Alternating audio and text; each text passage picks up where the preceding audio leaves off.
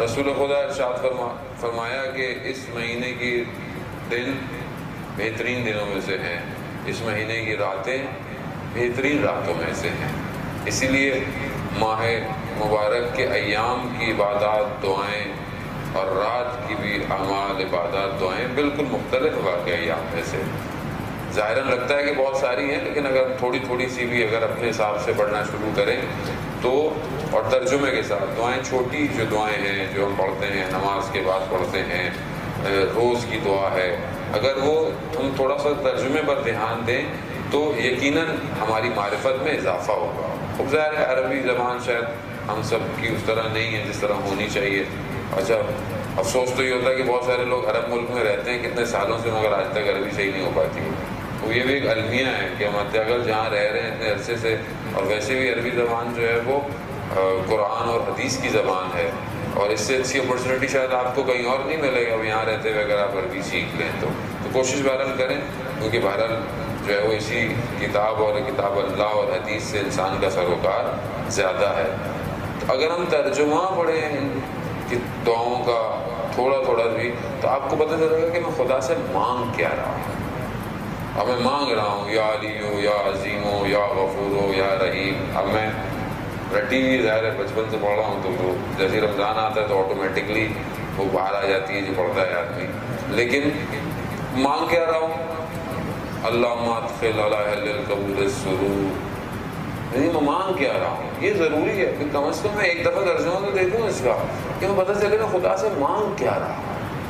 یہ ضروری ہے، جب مجھے پتہ ہی نہیں میں مانگ کیا رہا ہوں، معرفت یعنی توجہ کے ساتھ۔ پروردگار قرآن میں ارشاد ہوتا ہے کہ تم جس طرف بھی اپنے چہرے کو لے کر جاؤ گے ہر طرف تمہیں خدا ہی نظر آئے گا، یعنی توجہ، یعنی تمہیں ہر جگہ میں خدا ہی کی نشانیاں نظر آئیں گی، چاہے تم اس طرف پلٹو چاہے تم اس طرف پلٹو، چاہے تم آسمان کو دیکھو چاہے تم زمین کی طرف دیکھو، چاہے تم اپنی طرف دیکھو، تمہیں صرف نشانیاں اللہ ہی کی نظر آئیں گی۔ اور نشانی کس لیے ہوتی ہے؟ وہ یہ آپ نے گلیوں پہ وے لکھا ہوا ہے 1 2 3 9، یہ سب یہ کیا ہیں؟ یہ نشانیاں ہیں۔ کس کی نشانی ہے؟ تاکہ میں بھٹکوں نہیں، صحیح جگہ پر منزل پر پہنچ جاؤں۔ یہ نشانیاں ہیں، بورڈز لگے ہوئے ہائی وے پہ، یہ رستہ ادھر جاتا ہے، یہ رستہ ادھر جاتا ہے، یہ برج یہاں جائے گا، یہ برج، یہ نشانیاں ہیں تاکہ آپ منزل تک پہنچ جائیں۔ ہم سب اللہ کی نشانیاں ہیں۔ کیوں نشانیاں ہیں؟ تاکہ ہم اپنے رب تک پہنچیں۔ لیکن اگر ہم اپنے ان نشانیوں میں کھو جائیں، انسان اپنی طرف دیکھو اور اپنی ذات میں کھو جائے، اپنے نفس میں کھو جائے، اپنی خواہشات میں کھو جائے، تو پھر وہ گمراہ ہے اور غافل ہے۔ یہ سب نشانیاں اس لیے کہ ہم ان سب کو دیکھتے ہوئے اپنے پروردگار کی طرف پہنچے، اور یہ دعائیں ایک وسیلہ ہیں اپنے پروردگار تک پہنچنے کا۔ کیوں انسان ہاتھ بلند کرتا ہے اس کی بارگاہ میں؟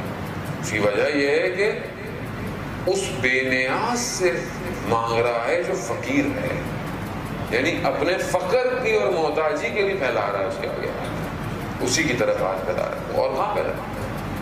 کیونکہ وہ دینے والا ہے۔ اب یہ جو فقر اور احساس ہے انسان کی کم طریقہ، خدا یہی چاہتا ہے بندہ اس طرح میرے سے بات کرے، میرے سے مانگے۔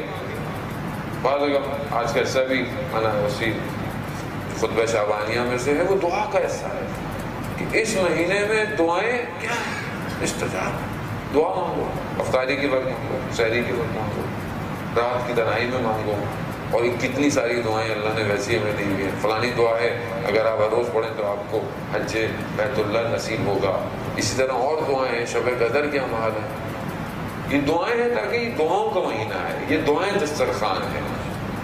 لیکن اب مجھے، کیونکہ میں عام زندگی کی بات کر رہا ہوں، عام معاشرے کی بات کر رہا ہوں، اپنی بات کر رہا ہوں، ہم نماز پڑھی اللہ اکبر بس، اور تسبیح بھی ہم اللہ اکبر پڑھی اور گئے، جبکہ وہ تسبیح ہے کہ جو علماء ارشاد فرماتے ہیں کہ نماز کے بعد بہترین تعقیبات تسبیح ہے، یعنی تعقیبات یعنی نماز کے بعد کی جو چیزیں آنے ہیں اس کو کہتے ہیں، یعنی بہترین تسبیح ہے۔ چھٹے امام جعفر صادق علیہ السلام